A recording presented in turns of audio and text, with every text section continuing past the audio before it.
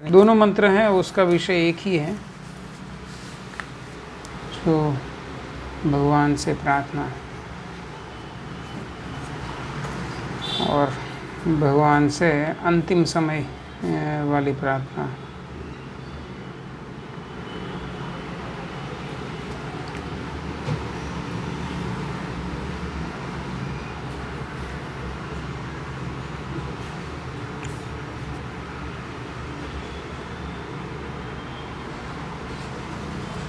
तो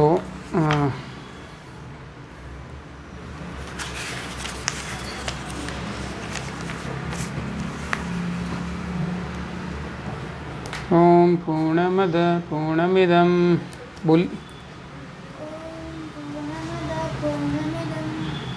पूर्णात् पूर्णमुदच्यते पूर्णस्य पूर्णमादाय पूर्णमेवावशिष्यते।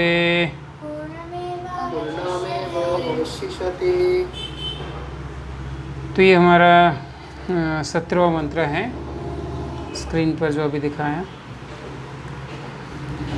वायुरनिलम् अमृतम् अथेदं भस्मान्तं शरीरम् ओम क्रतो स्मर कृतं स्मर क्रतो स्मर कृतं स्मर।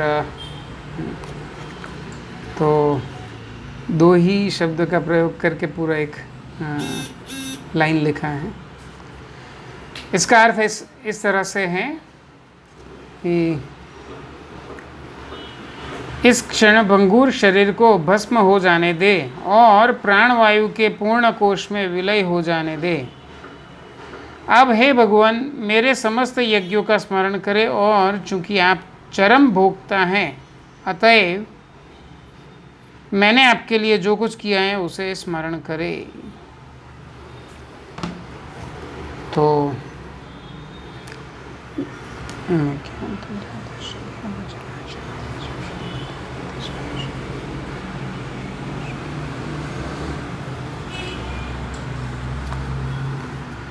तो इस मंत्र में ऐसा पूरा ईशोपनिषद प्रार्थना ही है, या कुछ उपदेश भी हैं।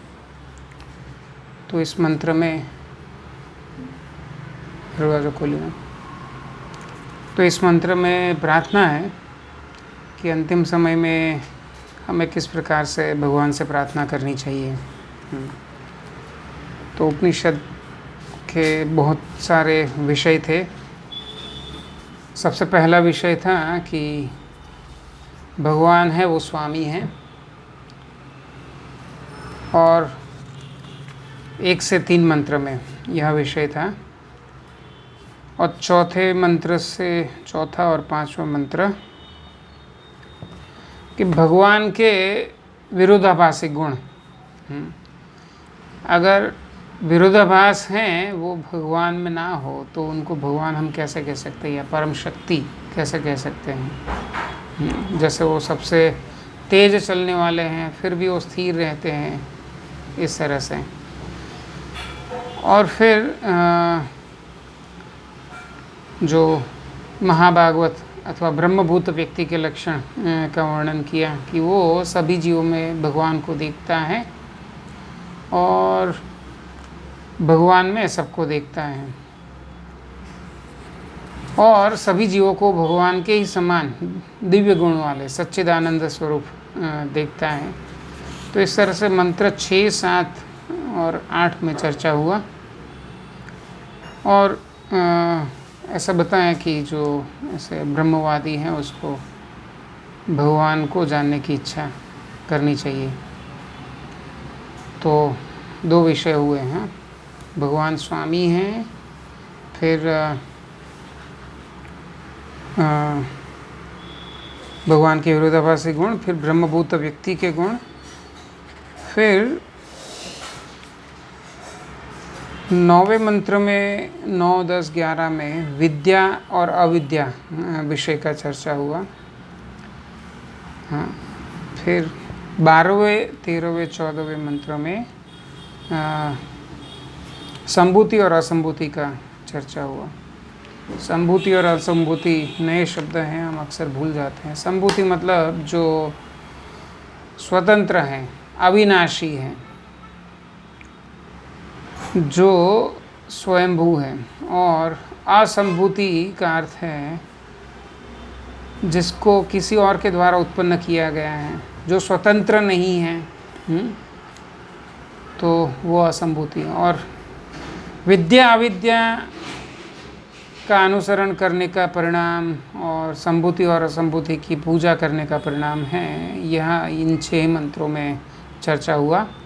फिर 15वां 16वां मंत्र हमने पिछले 2 क्लास में चर्चा की है, जिसमें भगवान के दिव्य रूप के विषय में कहा गया है कि भगवान का जो दिव्य सुंदर रूप जो है वो भगवान के शरीर से निकलने वाली कांति या प्रकाश के पीछे छुपा हुआ है। तो भगवान से यह प्रार्थना है कि भगवान उस प्रकाश को हटाएं तो हम उनका दर्शन कर सकें। और फिर 17वां और 18वां मंत्र जो है जिसको हम आज पढ़ने वाले हैं, तो उसमें यह प्रार्थना है कि भगवान ये क्षणभंगुर शरीर जो है उसको नाश हो जाने दीजिए। हाँ, और आप मैं जो भी साधना किया है उसको स्मरण करें या मेरे कर्मों को स्मरण करें, जिसके परिणाम स्वरूप हाँ मैं आपके पास आ सकूं। तो इस विषय पर हम चर्चा करेंगे। 18वें मंत्र की चर्चा हम अगली बार ही करेंगे, लेकिन लगभग समान विषय हैं। प्रभुपाद हैं, वो तात्पर्य में थोड़ा अलग से बताते होंगे। तो यहाँ पर प्रभुपाद हैं, वो बताते हैं सबसे पहला शब्द प्रयोग, इस क्षण भंगुर शरीर को भस्म हो जाने दीजिए। तो पहली लाइन में भस्मांतम शरीरम, हाँ, तो ये शरीर को भस्म हो जाने दीजिए। वायुर अनिलम अमृतम, हाँ, तो ये जो शरीर के भीतर जो वायु अर्थात प्राण वायु जो हैं, जो इस शरीर में चलता है और वो शरीर को चलाता है, तो उसको शरीर के बाहर का जो वायु है उसमें विलीन हो जाने दीजिए। हाँ, तो भगवान आप मेरे कर्मों को स्मरण करें जिससे मैं आप तक पहुंच सकूं।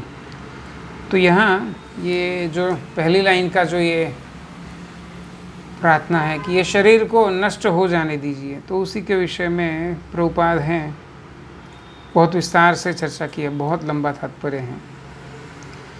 तो प्रभुपाद सबसे पहले कहते हैं कि क्षण भंगुर, हाँ हाँ, शरीर शब्द यहाँ मंत्र में तो शरीर शब्द है, लेकिन प्रभुपाद अनुवाद में इस प्रकार से लिखा, हाँ, क्षण भंगुर की जो थोड़े ही समय रहने वाला है, शरीर थोड़े ही समय रहने वाला है। तो इसके विषय में भगवान भगवद गीता में बहुत विस्तार से चर्चा किए कि हम यह शरीर नहीं है, हम तो अविनाशी आत्मा है और हमने ये केवल बाह्य वस्त्र धारण किया है जिसे हम शरीर कहते हैं। और प्रभुपाद बताते हैं, भगवान भी बताते हैं, पाशाम से जीर्णानि यथा विहाय, तो जिस प्रकार से हम पुराने मैले वस्त्र को बदल कर नए वस्त्र धारण करते हैं, तो उसी प्रकार है आत्मा है, बार बार नए नए शरीरों को धारण करता रहता है। तो प्रभुपाद बताते हैं कि जो शरीर जो हैं अपने आप में उसका कोई आकार नहीं होता है। उसका प्रमाण क्या है, अगर कोई व्यक्ति है वो शरीर छोड़कर चला जाता है तो तुरंत ये शरीर हैं वो विघटित होने लगता है, और अगर कुछ दिन पड़ा रहेगा, अक्सर हम देखते हैं रास्ते में ऐसा, हाँ, किसी वाहन से कुत्ते या किसी अन्य जानवर को टकराने से वो मर जाता है और उसका शरीर पड़ा है उसी रास्ते से। अगर आप रोज़ आते जाते हैं तो रोज़ हम देखते हैं वो शरीर है वो किस प्रकार से विघटित हो रहा है। और सप्ताह 10 दिन में वो पूर्ण रूप से गायब हो जाता है। तो पदार्थ हैं वो अपने आप में उसका आकार नहीं होता है, लेकिन आत्मा की उपस्थिति की वजह से शरीर को आकार मिलता है। तो प्रभुपाद इसको इस तरह से समझाते हैं, देखो हम ये जो कुर्ता पहने हैं तो कुर्ता हम अपने शरीर के आकार के अनुसार सिलवाते हैं। तो कोई दुबले व्यक्ति का कुर्ता और कोई मोटे व्यक्ति का कुर्ता तो समान नहीं होता है। तो जैसा शरीर वैसा कुर्ता, तो उसी प्रकार जैसा आत्मा वैसा शरीर। हाँ, तो 9 वाग्या પછી फोन करें। तो ऐसे जैसा आत्मा वैसा शरीर। तो प्रभुपाद यहाँ पर इस तरह से कहते हैं कि मतलब आत्मा को आकार होता है, और इसीलिए हमारे शरीर को आकार है। कोई ऐसा कह सकता है कि अगर आत्मा को आकार है तो हम फिर जब ये शरीर छोड़ते हैं तो अन्य शरीर कैसे धारण करते हैं। तो प्रभुपाद हैं फिर अगले विषय में इस तरह से बताते हैं कि अपनी इच्छाओं और अपने कर्मों के अनुसार हमारे शरीर का आकार है वो बदल सकता है।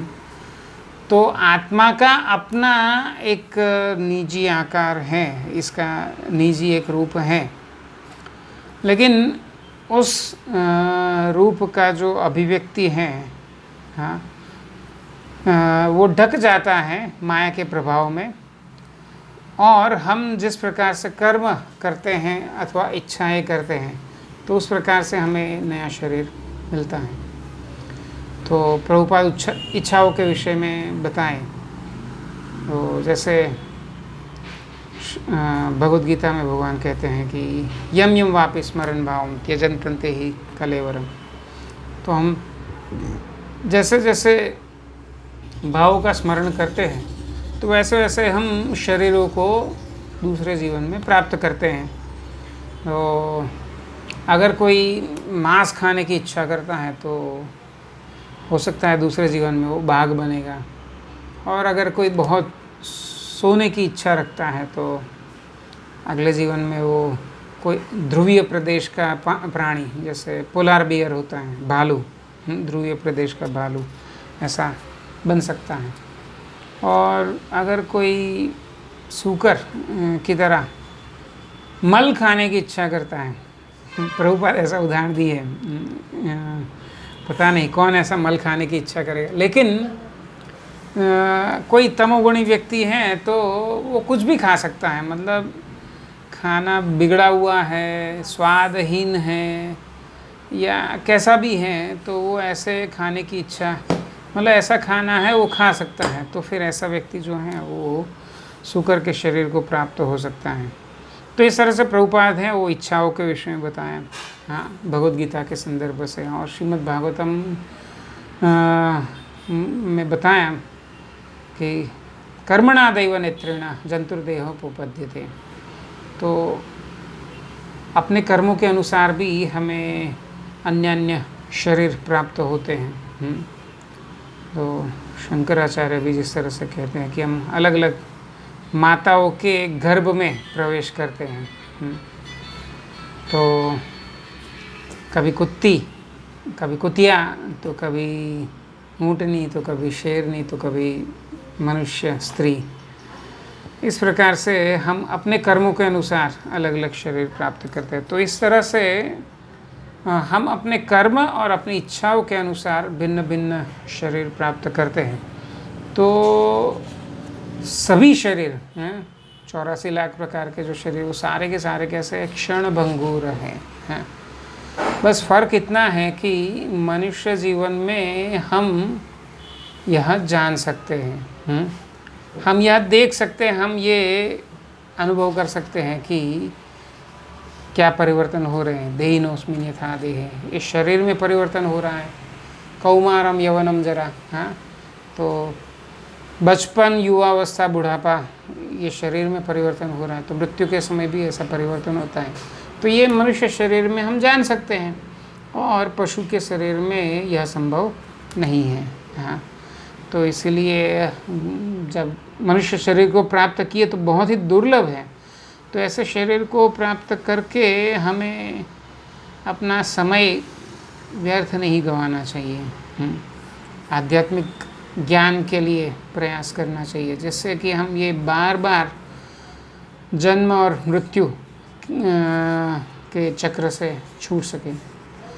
तो जन्म और मृत्यु हैं वो भी अपने आप में कष्टमय हैं, और साथ साथ में जरा और व्याधि मतलब बुढ़ापा और बीमारी भी हमें ये शरीरों में भोगना पड़ता है, सभी शरीर में। तो इसीलिए हमें ये शरीर से मुक्त होने की इच्छा करनी चाहिए, जैसे कि ये ऋषि इस मंत्र में प्रार्थना कर रहे हैं। हाँ, ये क्षण भंगुर शरीर को भस्म हो जाने दीजिए और प्राणवायु को पूर्ण कोश में विलय हो जाने दीजिए। तो यहाँ पर दूसरा बात है, ये शरीर को भस्म हो जाने दीजिए। तो इसका अर्थ यह है कि यह शरीर जो है, मतलब जो उपनिषद दृष्टा हैं वह जानते हैं कि बता रहे हैं कि ये शरीर तो क्षणभंगुर है। हाँ, तो इस अर्थ में यहाँ पर यह बताया भस्म हो जाने दीजिए, क्योंकि वो नाशवान ही है, शरीर है वो नाशवान ही है, लेकिन ये शरीर को धारण करने वाला जो है देही वो अविनाशी है। फिर वहाँ जो प्राणवायु की बात की है, तो ऐसे 10 प्रकार के वायु पतंजलि योग सूत्र के अनुसार हैं, शरीर में 10 प्रकार के वायु होते हैं। तो उसमें से एक है प्राण। प्राण, अपान, व्यान, समान, उदान, ये 5 मुख्य और 5 और गौण वायु हैं। तो ये जो वायु हैं उसमें भी सबसे मुख्य है प्राणवायु। हाँ, तो प्राणवायु जो ऊपर से नीचे की तरफ बहने वाला, नहीं ऊपर की तरफ बहने वाला, तो प्रभुपाद है वो 6ठे अध्याय में भगवद गीता में इस किन्हीं श्लोक में इसको समझाए हैं 5 प्रकार के वायुओं का कार्य। तो जो प्राणवायु हैं वो मुख्य हैं, और जब ये प्राणवायु शरीर में नहीं रहता है तो ये शरीर है वो धारण करने योग्य नहीं रहता है, फिर वो आत्मा है वो चला जाता है। तो वहाँ पर प्रभुपाद है भगवद गीता के 6ठे अध्याय में, मतलब ध्यान योग में इस तरह से तात्पर्य में बताएं कि ये जो 10 प्रकार के वायु हैं, हाँ, वो तरल हैं और उसमें आत्मा है वो तैरता रहता है। तो जैसे वहाँ पर गीता में 6ठे अध्याय में, हाँ, ध्यान योग का चर्चा है, तो उद्देश्य क्या है कि ध्यान योग की विधि के द्वारा, अष्टांग योग की विधि के द्वारा ये सब वायुओं को नियंत्रित करना। और इस तरह से क्योंकि हमारी सांसों की जो गिनती है उससे हमारा आयु निर्धारित होता है, और ये सांस मतलब अलग अलग प्रकार के वायु हैं, वही हमारे सुख या दुख के, हाँ, शरीर संबंधित जो आदि भौतिक क्लेश हैं, आदि भौतिक मतलब शरीर के द्वारा अथवा अन्य के द्वारा मिलने वाले क्लेश, हाँ, शरीर के द्वारा मिलने वाले क्लेश को आध्यात्मिक भी कहते हैं। तो ये जो समस्याएं हैं आदि भौतिक और आध्यात्मिक, तो उससे हम मुक्त हो सकते हैं अगर ये वायुओं को हम वश में कर ले। और फिर वो शरीर में ऐसा कोई योगी के चित्र में आप देखा होगा हमारे भगवद गीता में ही, तो अलग अलग प्रकार के चक्र बताए जाते हैं, तो कुंडलिनी, हाँ, और उसमें हमें चेतना को धीरे धीरे ऊपर उठाना होता है। तो इस तरह से चेतना को जब हम वश कर लेते हैं, योगी जन है वो वश कर लेते हैं, तो अपनी आयु को भी वो नियंत्रित कर सकते हैं, और अपनी इच्छा से किन्हीं लोक में जा सकते हैं। हाँ, अपनी चेतना को यहाँ ब्रह्म रंध्र जो बंद होता है वहाँ तक वो ऊपर उठाए, और फिर उसको खोल करके वहाँ से जब बाहर निकलता है आत्मा, तो उसकी मुक्ति होती है और अपनी इच्छा से वो कहीं पर भी जा सकता है। तो यह भी चर्चा है वो प्रभुपाद जी भगवान किए हैं संभवतः 8वें अध्याय में, 8वें या 13वें अध्याय में, तो हाँ 8वें अध्याय में चर्चा की है। और ये यम यम वापि स्मरण भाव, ये भी 8वें अध्याय का ही श्लोक है। तो इस तरह से योगी जन हैं वो आत्म साक्षात्कार को प्राप्त होते हैं। भी आत्म साक्षात्कार मतलब अपने आप को जानना, मैं यह शरीर नहीं हूँ। अगर हम इतना जान ले तो फिर ये शरीर है वो हमारे लिए बंधन का कारण नहीं रहता है, और हम ये शरीर हैं उसको रहे या ना रहे उससे हम प्रभावित नहीं होंगे। तो इस तरह से प्रभुपाद है वो योगी जन के विषय में बताएं कि वो किसी भी लोक में जा सकते हैं या भगवत धाम भी जा सकते हैं। हाँ, लेकिन योगी जन हैं क्योंकि अभी तक उन्होंने केवल आत्म साक्षात्कार किया है या अधिक से अधिक वो परमात्मा साक्षात्कार। हाँ, तो ज्ञानी जन हैं वो ब्रह्म साक्षात्कार तक पहुंच सकते हैं, और योगी जन है वो परमात्मा साक्षात्कार तक पहुंच सकते हैं। लेकिन उसकी संभावना कम ही होती है क्योंकि ये जो विधि है बड़ी कठिन है, और उसमें पंथाष्टकोटि शतवत्सर ऐसे ब्रह्मा जी बताए अरबों वर्षों के समय का निवेश होता है, तो बहुत ही कठिन है। तो इसीलिए ऐसी विधि से योगी जन या ज्ञानी जन हैं वो तो भगवत धाम या भगवान के श्री चरणों को प्राप्त करे उसकी संभावना बहुत कम ही है। तो इसीलिए प्रभुपाद ऐसा बताते हैं कि अगर हमें क्योंकि ये जो दोनों साधन हैं ज्ञानी और योगी के, तो साधन जो है उसमें हम अपनी इच्छाओं को दबाते हैं। वश में निश्चय ही हम वश में करते हैं, लेकिन अपनी इच्छाओं को दबाते हैं। और जीवन में कभी भी अकस्मात हो सकता है, विश्वामित्र की तरह।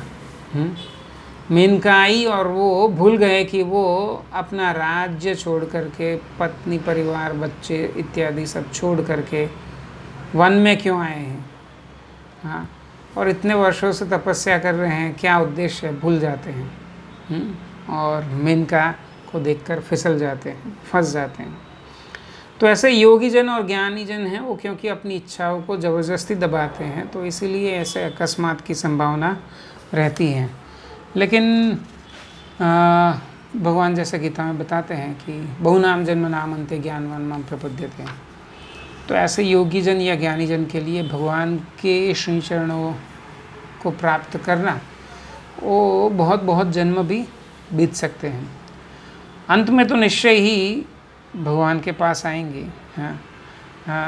जब ऐसा कहा जाता है कि ऑल रोड्स लीड टू रोम, तो इस अर्थ में हमें समझना चाहिए कि ज्ञानी हो या योगी हो या कर्मी हो, अंत में तो भगवान के पास जाना ही है। तो इस तरह से बताएं। अभी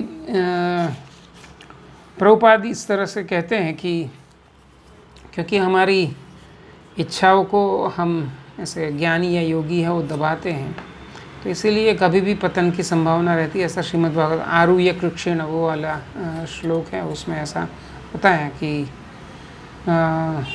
ज्ञानी जन भी या जो मुक्त हो चुके वो लोग भी हैं, वो पतन हो सकता है और संसार में वापस आ सकता है।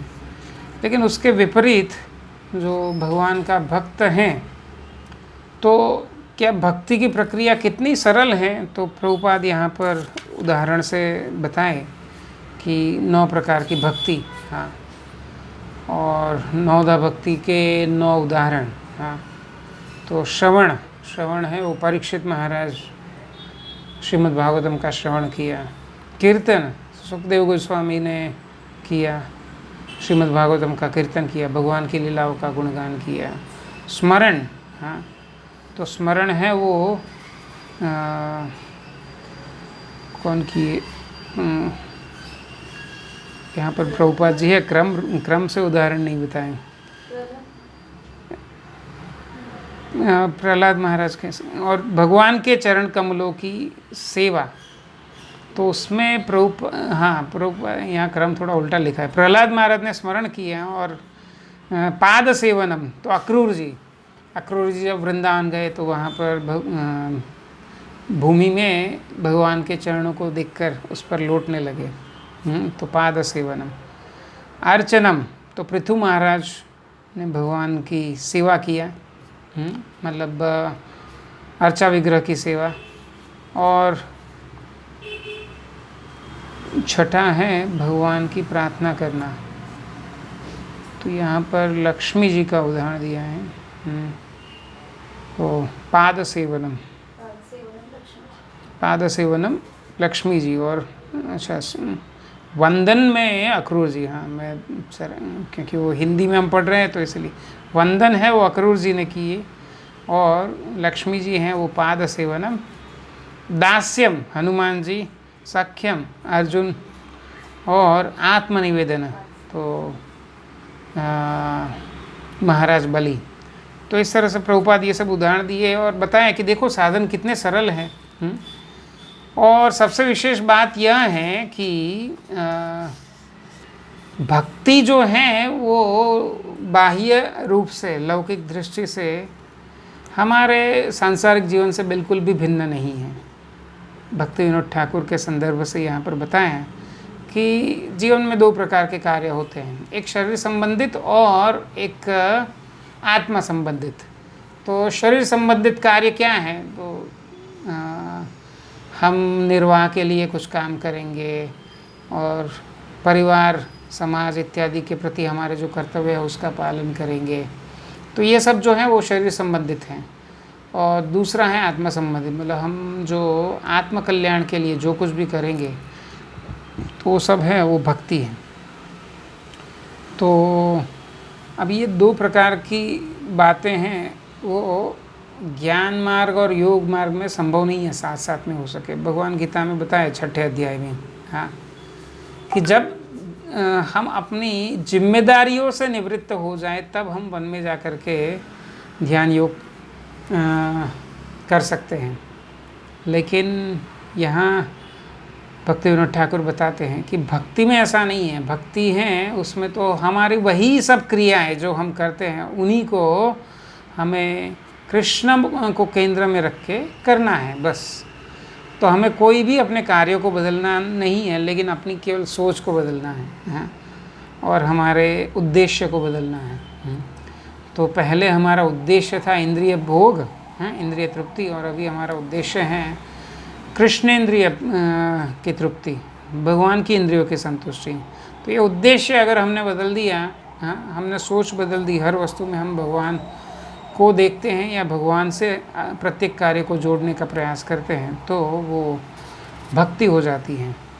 तो इस तरह से हम अगर अपने जीवन के सभी कार्यों को करते हैं तो हमारा सारा जीवन संसार में रहकर ही बीतेगा, लेकिन फिर भी वो भक्तिमय होगा और अपने उन्हीं कार्यों के द्वारा हम भगवान को प्राप्त कर सकते हैं। तो यहाँ पर जो दृष्टा ऋषि हैं वो ऐसे प्रार्थना करते हैं कि हे भगवान, आप मेरे कार्यों को स्मरण करो। प्रभुपाद कहते हैं कि ऐसे भगवान को याद दिलाने की आवश्यकता नहीं है, क्योंकि हमें स्मृति विस्मृति देने वाले भगवान हैं। वो तो इन सब चीज़ों से परे हैं, उनको कभी भी विस्मृति नहीं होता है ना। भगवान 15वें अध्याय में बताया भगवद गीता में, मत स्मृति ज्ञानम अपोहनम च, मैं सबको स्मृति और विस्मृति देता हूँ, लेकिन वो इन सब से परे होते हैं। तो इसीलिए भगवान को स्मरण करवाने की आवश्यकता नहीं है। लेकिन ये प्रार्थना है, और प्रार्थना है उसमें भक्त है इसी प्रकार से विनम्र भाव से हृदय से भगवान के सामने प्रार्थना करेगा तो भगवान को कहते हैं कि मेरे कार्य को स्मरण करो। हाँ, तो कार्य क्या हो सकते हैं, हाँ, जो भी यज्ञ इत्यादि। तो यहाँ यज्ञ, समस्त यज्ञों का स्मरण करें। प्रभुपाद अनुवाद में इस तरह से लिखे, हे भगवान मेरे समस्त यज्ञों का स्मरण करें। तो यज्ञ जो हैं कर्म योग में, तो जैसे हमने बताया भक्ति में हमारे सारे कर्म ही हैं वो भक्तिमय हैं, चाहे हम धन कमाए या घर की रसोई बनाए या कुछ भी कार्य है वो भक्तिमय ही हैं। तो हमारे सारे कार्य हैं वो यज्ञ हैं। हाँ, तो जैसे हम यम यम वापि स्मरण भाव, तो हम जैसे जैसे इच्छा करते हैं वैसा वैसा भिन्न भिन्न शरीर हमें प्राप्त होता है, हमने चर्चा किया। तो जो भगवान का भक्त है वो, क्योंकि उसकी चेतना अपने सभी कार्यों के प्रति इंद्रिय भोग की नहीं अपितु भगवान कृष्ण की संतुष्टि की है, तो इस प्रकार से जब उसका पूरा जीवन बना हुआ है तो अंत समय में भी वो इसी प्रकार से अपना चेतना बनाए रखेगा। और इसीलिए फिर भगवान जैसे बताएं कि अंत काले च मामेव स्मरण मुक्त्वा कलेवरम। हाँ, तो अंत समय में मेरे जो मेरा स्मरण करेगा वो निश्चय ही मेरे पास आएगा। तो इस तरह से प्रभुपाद हैं, फिर आगे बताते हैं। क्योंकि परीक्षित महाराज का तो समय आ गया है, तो परीक्षित महाराज हैं वो सुखदेव गोस्वामी को पूछते हैं कि मतलब जो व्यक्ति मृत्यु के निकट खड़ा है तो उसको क्या करना चाहिए। तो सुखदेव गोस्वामी है वो इस तरह से कहते हैं, तस्मात् भारत सर्वात्मा भगवान ईश्वरो हरि श्रोतव्य कीर्तितव्यश्च स्मर्तव्यश्च चेष्टता भयम। तो हमें क्या करना चाहिए, तस्मात् भारत सर्वात्मा। तो हे भारत, भरतवंशी है इसलिए भगवान ईश्वर वो हरि। हाँ, हमें हरि का कीर्तन स्मरण और श्रवण कीर्तन और स्मरण करना चाहिए। तो जो कोई भी मृत्यु से मुक्त होने की इच्छा रखता है, हाँ, जन्म मृत्यु के चक्र से मुक्त होने की इच्छा रखता है, चेष्टता भयम, जो भय से मुक्त होने की इच्छा रखता है, तो उसको चाहिए कि भगवान का कीर्तन श्रवण और स्मरण करे, ऐसा सुखदेव गोस्वामी बताएं। तो जैसे ये सुखदेव गोस्वामी बताएं वैसे ही तो प्रार्थना है ये ईशोपनिषद की। हाँ, कि भगवान, हाँ, पूरा जीवन भर तो मैं आपके लिए सब कार्य किए हैं, तो आप कृपया उन सबको स्मरण कीजिए। और इस तरह से भक्त चाहता है कि भगवान उसे सद्गति दे। तो ऐसी ही प्रार्थना महाराज कुलशेखर भी किए हैं मुकुंदमाला स्तोत्र में, कृष्णा त्वदीय पद पंकज पंजरांते। तो उस प्रार्थना में महाराज कुलशेखर है वो इस तरह से कहते हैं कि हे भगवान, जब मैं बूढ़ा हो जाऊंगा तब तो पता नहीं यह शरीर साथ देगा। हाँ, मेरा जो प्राण है वो कफ वात पित्त में अटक जाएगा। हाँ, तो अगर मैं आपका नाम बोलने का प्रयास भी करूंगा तो घर घर, है ना, कफ की आवाज़ आएगी। हाँ, मतलब भगवान का नाम मुँह से नहीं निकलेगा। हाँ, कफ निकलेगा, कफ की आवाज़ निकलेगी, खांसी निकलेगी। तो तब है मैं आपका स्मरण नहीं कर पाऊँगा। तो अभी मेरा स्थिति है कि आपका मैं नाम स्मरण कर सकता हूँ, तो कृपया ऐसी ही अवस्था में आप मुझे उठा लीजिए। हैं, तो ईशोपनिषद की ऐसी ही प्रार्थना है। हाँ, कि भगवान मैं आजीवन तो भक्ति में कार्य किए हैं, तो अगर मैं अभी शरीर छोड़ देता हूँ, मेरा शरीर अगर नष्ट हो जाता है, तो मेरा जो प्राणवायु है वो बाह्य अवकाश के वायु में विलीन हो जाएगा और मैं आपके धाम को प्राप्त करूंगा। तो इस तरह से परीक्षित महाराज का, राजा कुलशेखर का और ये उपनिषद के मंत्र का उपदेश है कि हम अपने पूरे जीवन को इस तरह से ढालें कि अंत समय में, अंत काले च मामेव स्मरण मुक्त्वा कलेवरम, हमें अंत समय में भी भगवान का स्मरण हो। और भगवान है वो तो निश्चय ही हमें याद रखेंगे। अगर हम पूरा जीवन भर है, ऐसा सोचते हैं कि ठीक है जब अंत समय आएगा तब हम कर लेंगे भजन, हैं, तो अभी तो हम ऐश करेंगे। तो जो जीवन भर हमने किया है वही तो अंत समय में स्मरण होगा। तो इसीलिए हमें ऐसा नहीं सोचना चाहिए। और दूसरी बात ये कि जो चाहे भक्ति में गंभीर हैं या जो लोग हैं भोग में गंभीर हैं, तो दोनों के लिए ये बात है कि हमें तो पता ही नहीं है हमारा अंतिम समय कब आने वाला है। परीक्षित महाराज हैं, उनको पता है, वो काउंट डाउन कर सकते हैं 10, 9, 8, 7, 6 ऐसा। हाँ, हम लोग ऐसा नहीं कर सकते हैं। तो हमारे लिए तो क्योंकि पता नहीं है तो बस अगला क्षण हाँ मेरा अंतिम है, तो ऐसी तीव्रता रखते हुए हमें भगवान का स्मरण करना चाहिए, ऐसा प्रभुपाद जी यहाँ पर बताते हैं। एक भी पल व्यर्थ नहीं गंवाना चाहिए। हमारा प्रत्येक कार्य है कृष्ण के लिए हो, हमारा प्रत्येक विचार है कृष्णमय हो, और ऐसा अगर हमारा जीवन हो तो हम निश्चय ही भगवान को प्राप्त कर सकते हैं। तो यहाँ पर मैं विराम दूंगा। अच्छा हाँ, ये ऋषि का जो ये प्रार्थना है कि मेरे कार्य को स्मरण करो, अधिकांश हम लोग हैं, हमारी अवस्था ऐसी है कि हम तो भगवान को ऐसा भी नहीं कह सकते भगवान मैंने आपका बहुत सेवा किया है तो देख लेना। हमारा जीवन तो अधिकांश भोग में व्यतीत होता है या हुआ है, तो हम भगवान को ऐसी प्रार्थना तो नहीं कर सकते हैं। लेकिन हाँ, जब जगे तब सवेरा, तो अभी से तो हम गंभीर हो सकते हैं कि अपने कार्य हैं सुधार लें। अन्यथा हमारी इच्छा और हमारे कर्मों के अनुरूप है हमारा अगला शरीर या अगले शरीर हैं वो तय हो चुके हैं। हम उसमें से भगवान कहते हैं मामेकम शरणम व्रज अहम त्वाम सर्व पापेभ्यो मोक्षयिष्यामि मा शुचा, मेरी शरण में आओ तो मैं तुम्हें सब पापों से मुक्त कर दूंगा। तो उसमें भी मतलब यही अथा माम प्रपद्यन्ते, जितनी मात्रा में हमारी शरणागति है उतनी मात्रा में ही हमारे पापों का नाश होता है, अन्यथा हमारे कर्मों को भुगतने के लिए हमें तैयार रहना होगा। तो अगर हम सच में भगवान को प्राप्त करना चाहते हैं, भगवत धाम जाना चाहते हैं, तो बहुत ही गंभीरता से हमें भक्ति करना होगा। भोग वृत्ति को छोड़कर केवल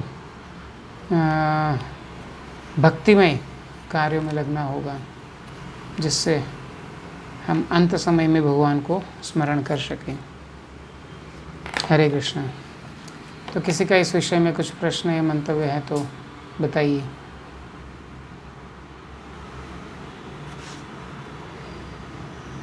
आज का ऐसा ही 18वां मंत्र भी ऐसा ही है, अंतिम मंत्र।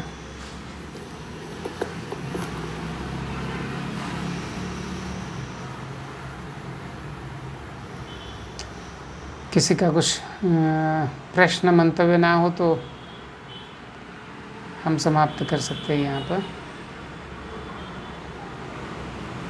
ठीक है। हरे कृष्णा। हरे कृष्ण। दंडवत प्रणाम। अभी यहाँ पर रथ यात्रा होने की संभावना है। अहमदाबाद में परमिशन मिला है, संभवतः बड़ौदा में भी मिल ही जाएगा। तो उड़ीसा में नहीं है प्रभु जी। अच्छा, ठीक है। सभी राज्य अपने अपने निर्णय अलग से लेते हैं। दंडवत प्रणाम माता जी। तो ठीक है, यहाँ पर समाप्त करते हैं। श्रील प्रभुपाद की जय। श्री ईशोपनिषद की जय। हरे कृष्ण। वांछा कल्पतरुभ्यश्च कृपा सिन्धुभ्येव च पतितानां पावनेभ्यो वैष्णवेभ्यो नमो नमः। हरे कृष्ण।